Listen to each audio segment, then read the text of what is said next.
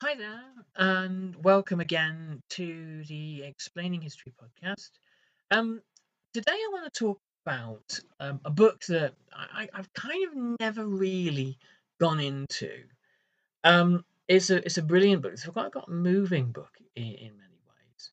And it's a kind of a treatise really by the historian Tony Judd. He wrote it in really the last years of his life, and it was a kind of a lament almost about the death of social democracy and about the ruination of neoliberalism. If you ever get a chance to read it, and I'll put a link to it below because it's worth buying and owning. Um, it's called "Ill Fares the Land," and I just want to read a bit of it. Um, he wrote a chapter about how weak the iteration um,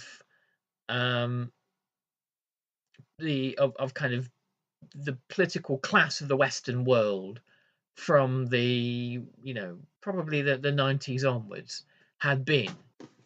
And despite their faults, there were no Kennedys, no Heaths, no Macmillans, no de Gaulles, none of these figures, these sort of substantial figures, were there any longer. Not maybe I agree with Heath particularly, but definitely Wilson. Okay, anyway. And in this chapter, he begins by looking at the kind of the decline of statism that we see from the 60s onwards, and how it is that people became tired of state solutions. I mean, obviously, with enormous barrel loads of propaganda thrown their way from the kind of the forces of the political right during the 1970s. But nonetheless, there are reasons why the solutions offered by welfare states in the post-war era weren't always received particularly well. Tony Judd writes, nothing, of course, is ever quite as good as we remember. The social democratic consensus and the welfare institutions of the post-war decades coincided with some of the worst town planning and public housing of modern times, from communist Poland through social democratic Sweden and Labour Britain into Gaullist France and the South Bronx. Overconfident and insensitive planners plastered cities and suburbs with unlivable and unsightly housing estates. Some of these are still with us. Sarcelles, a suburb of Paris, bears witness to the haughty indifference of bureaucratic mandarins to the daily life of their subjects. Ronan Point, a peculiarly ugly high-rise in East London, had the good taste to fall down of its own accord, but most of the buildings of that era are still with us. The indifference of local and national authorities to the harm wrought by their decisions can stand for a troubling aspect of post-war planning and renewal. The idea that those in authority know best, that they are engaged in a social engineering on behalf of people who do not understand what is good for them, was not born in 1945, but it flourished in the decades that followed. This was the age of Le Corbusier. How the masses felt about their new apartments, the towns to which they had been moved, the quality of life to which they had been assigned, was all too often a matter of indifference.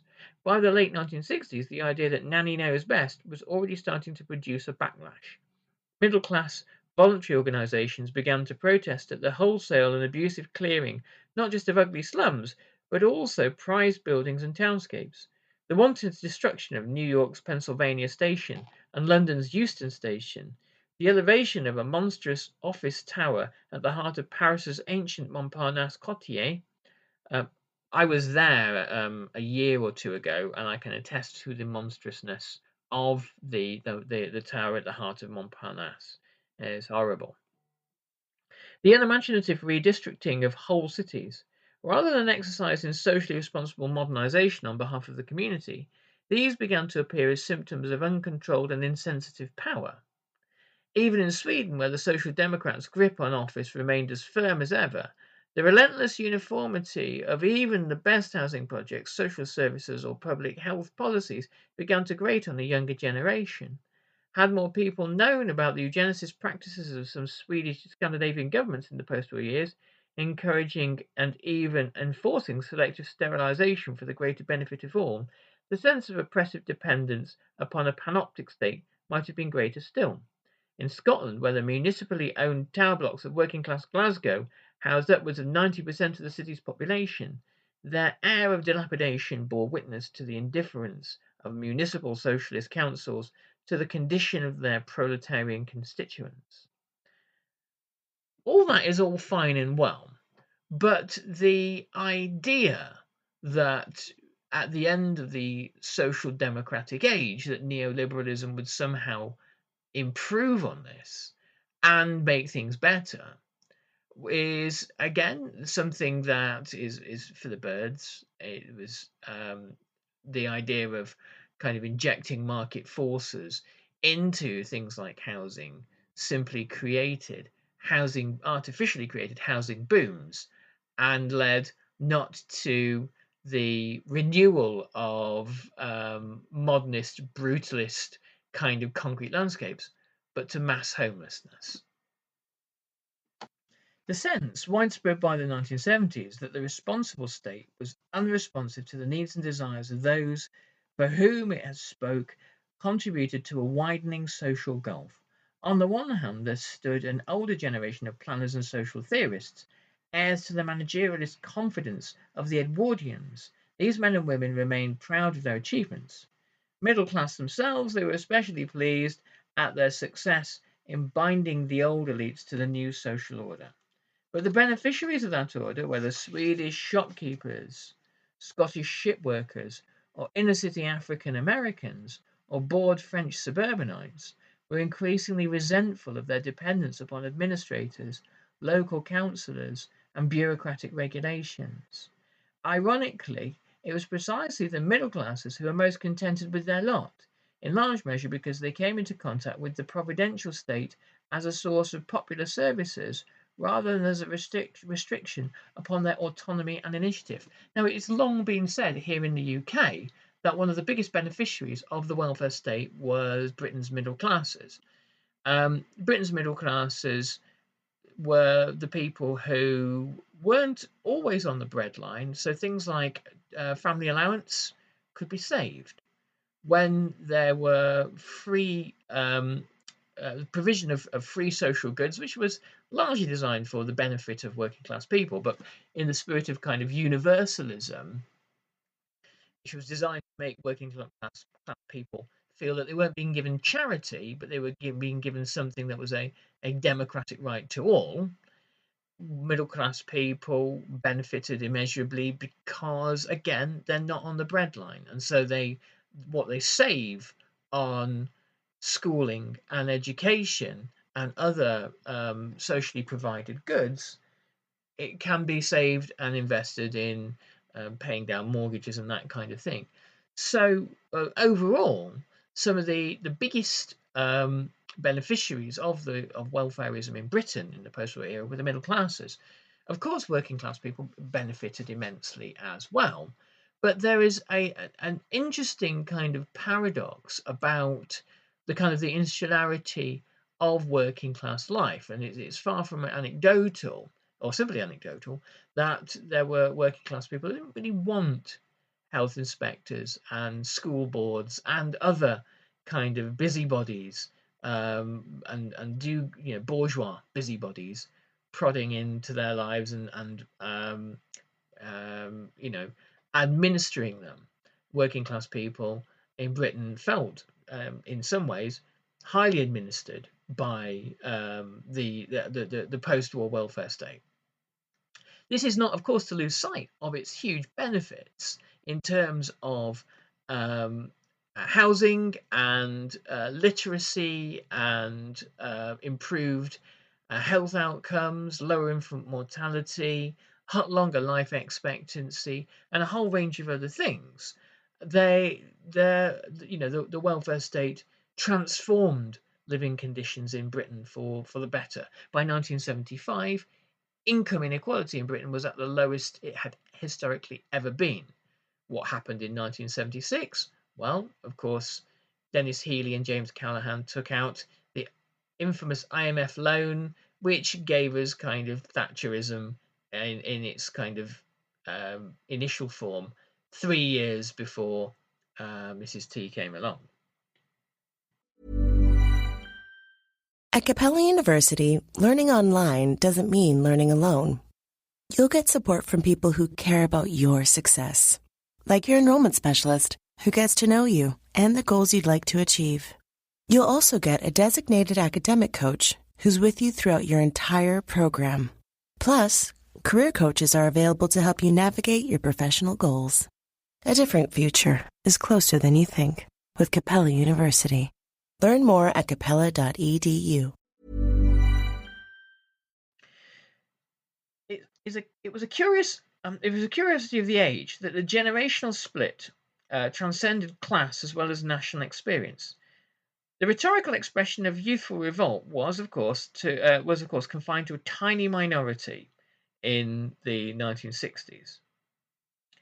Even in the US in those days, most young people did not attend university, and college protests did not necessarily represent youth at large. But the broader symptoms of generational dissidence, music, clothing, language, were unusually widespread thanks to television, transistor radios, and the internationalization of popular culture. By the late 1960s, the culture gap separating young people from their parents was perhaps greater than at any point since the early 19th century. So young people in the 1960s, things like the counterculture were confined to tiny, tiny demographics, as they always are. Countercultural elements at any given moment are, fairly kind of niche, contained to people mainly who have educational opportunities and leisure time. And most people live fairly ordinary, everyday lives. Things like the 60s counterculture or punk, again, were niche for majority of people until, of course, mass culture popularizes them. And then they are popularized at that moment, and then we kind of historicize them later on. We look back and kind of they become part of our kind of imaginary for a particular period of time. And we make this kind of misleading conclusion that there were hippies and punks everywhere, and obviously there weren't. By the end of the 1970s, the most popular artist of the decade wasn't John Lydon, it was Elton John. And I think he'd sold something like 70 million albums throughout the decade, whereas the Sex Pistols, I don't know, but I think it was a tiny fraction of that sort of album sales. Why? Because people like nice things, and people like listening to your song as opposed to God Save the Queen, by and large. Not to diss any Sex Pistols fans out there, though I do hate John Lydon. This breach in continuity echoed another tectonic shift. For an older generation of left-leaning politicians and voters, the relationship between workers and socialism, between the poor and the welfare state, had been self-evident. The left had long been associated with, and largely dependent upon, the urban industrial proletariat. Whatever their pragmatic attraction to the middle classes, the reforms of the New Deal, the Scandinavian social democracies, and Britain's welfare state had rested upon the presumptive support of mass blue-collar workers and their rural allies. But in the course of the 1950s, this blue-collar proletariat was fragmented and shrinking. Hard graft in traditional factories, mines, and transport industries was giving way to automation, the rise of service industries, and an increasingly feminized labour force. Even in Sweden, the Social Democrats could no longer hope to win elections simply by securing a majority of the traditional Labour vote. The old left, with its roots in working class communities and union organisations, could count on the instinctive collectivism and communal discipline and subservience of a corralled industrial workforce. Things like closed shop policies and the idea that you, as a member of the working class, are there to stand by your class, stand by your union, stand by your fellow workers, and vote for a party of the left. This is in decline throughout the 1960s for a number of structural reasons, and this is something that the new left perceived, but the new right understood far better, and they saw in the 1970s and 1980s significant electoral opportunities in a new these fragments of the working class. In Britain, of course, there was an aspirant kind of working class becoming a lower middle class who identified with the Tories. They identified with Margaret Thatcher. They identified with the Tories as the party of home ownership, of enterprise, of getting ahead, and of law and order and patriotism. And it was a winning combination throughout the decade, and arguably it still is, though obviously the Tories are not the same party now. The New Left, as it began to call itself in those years, was something very different. To a young generation, change was not to be brought out by disciplined mass action defined and led by authorized spokesmen. Change itself appeared to have moved on from the industrial West into the developing or third world. Communism and capitalism alike were charged with stagnation and repression. The initiative for radical innovation and action now lay with distant peasants or else with a new set of revolutionary constituents. In place of the male proletariat, they were now positioned. They were now posited the candidacies of blacks, students, women, and later homosexuals. So the new left began to see less of an opportunity in the traditional working class. The new left were often bourgeois. They were often, if you look at things like the Students for a Democratic Society in America, the new left were very often members of the middle classes who looked at some of the more reactionary views of working class voters and were kind of dismissive of them. And they, in 1968, you have Parisian students who say we're not interested in Russia, we're not interested in Brezhnev, we are interested in Mao. You know, the Soviet Union has nothing to teach us. It's as corrupted as the capitalist system. But the true revolutionary of the 20th century is Mao, because he's looking to overthrow imperialism by an uprising of the peasants worldwide. Of course, these are people who have, no direct experience of the Cultural Revolution happening at the time and the violence being meted out on university professors at the time.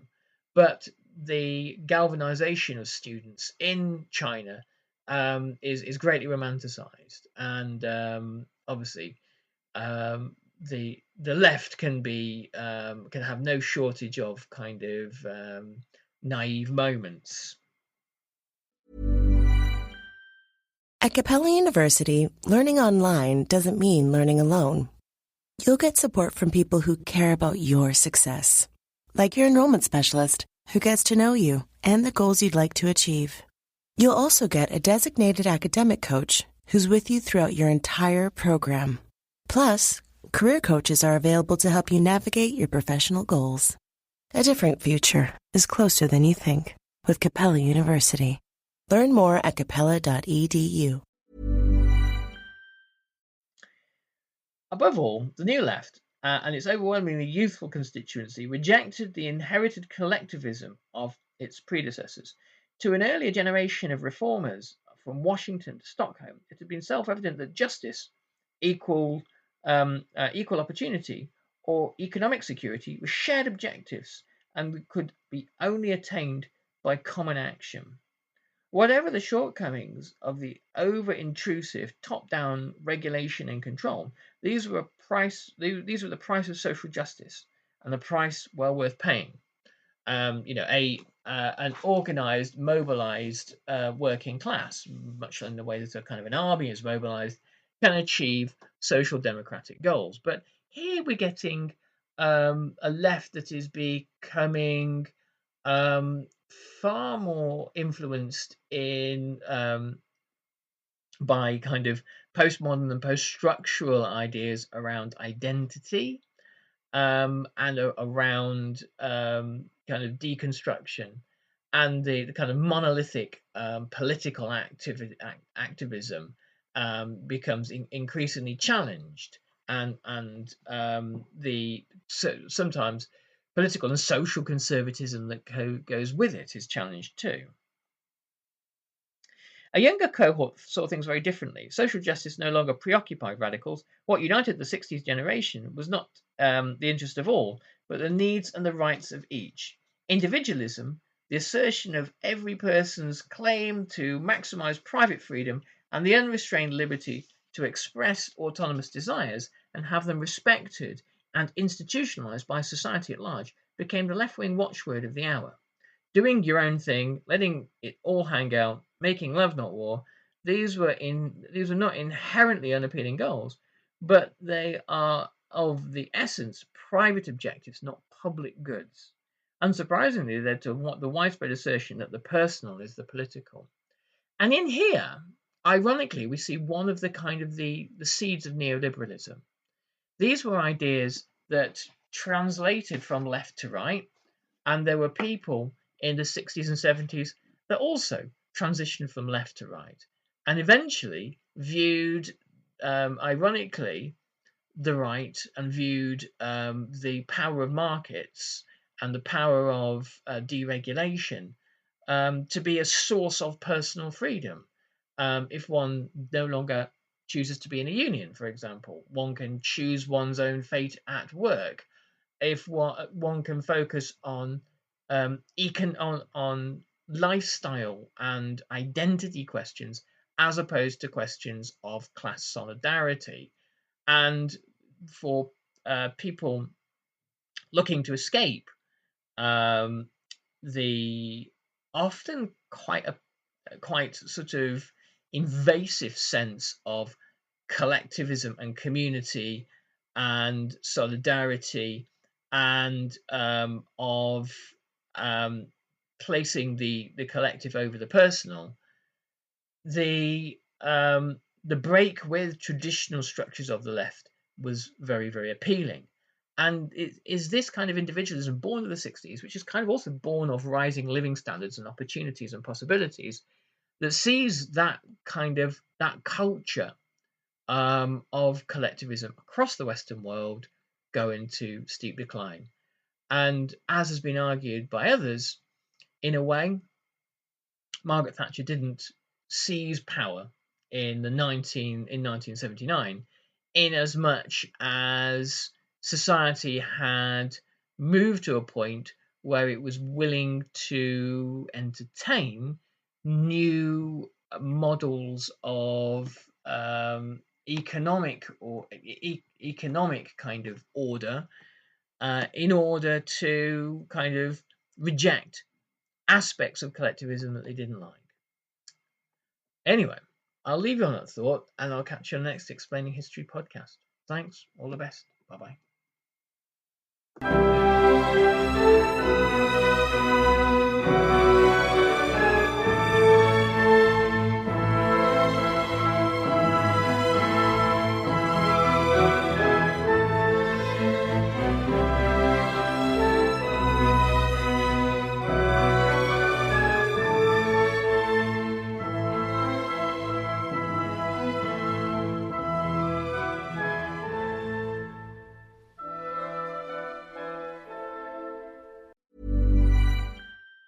At Capella University, learning online doesn't mean learning alone. You'll get support from people who care about your success, like your enrollment specialist who gets to know you and the goals you'd like to achieve. You'll also get a designated academic coach who's with you throughout your entire program. Plus, career coaches are available to help you navigate your professional goals. A different future is closer than you think with Capella University. Learn more at capella.edu. Thank you for listening to this episode of Explaining History. This podcast is an independent production, and it's listener support that keeps these conversations going week after week. If you find value in the show and want to help cover the costs of research and production, please consider making a contribution. You can join our community on Patreon or make a one-off donation. Just follow the links in the show notes for this episode. Every bit of support is truly appreciated.